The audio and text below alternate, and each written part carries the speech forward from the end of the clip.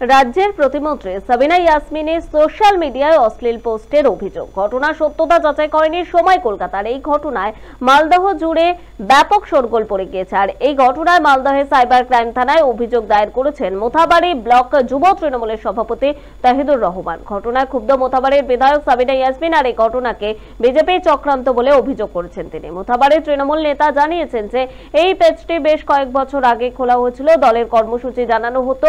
এখন কে বা কারা এই কাণ্ড করেছে তা খতিয়ে দেখছে পুলিশ। যদিও এই ঘটনা প্রকাশ্যে আসতেই শুরু হয়েছে রাজনৈতিক চাপানুতর।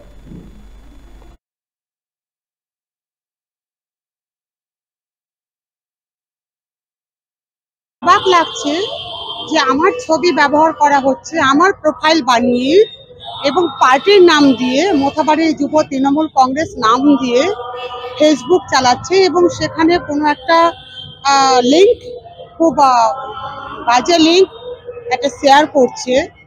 তো আমরা ধিক্কার জানাচ্ছি যারা আজকে এই ধরনের নোংরা রাজনীতি করছে। লড়তে গেলে সামনাসামনি লড়ুক, রাজনৈতিক লড়াই লড়ুক, কিন্তু রাজনৈতিক লড়াই না লড়তে পেরে আমরা যেটা মনে করছি, যেটা বিরোধীদের চক্রান্ত, তারা আমাদের সঙ্গে রাজনৈতিকভাবে লড়তে পারছে না।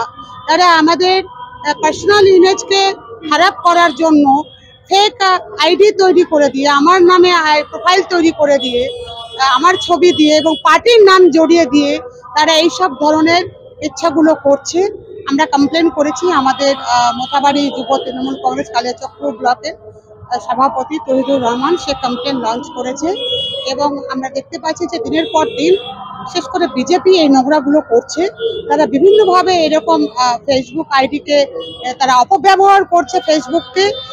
আমরা দেখলাম তৃণমূল যুব কংগ্রেসের পেজ থেকে এই নোংরা ভিডিও পোস্ট করা হয়েছে।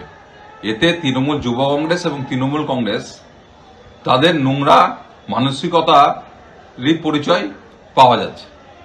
কারণ এরকম একটা পেজ যেখানে মন্ত্রীর ছবি দেওয়া আছে, সেই পেজটা তৃণমূল যুব কংগ্রেসের কর্মীরাই চালায়। অন্য কারো কাছে বা অন্য মানুষের কাছে এর কোনো লগ ইন নেই। যারা করেছে তারা তার পার্টির মধ্যেই আছে।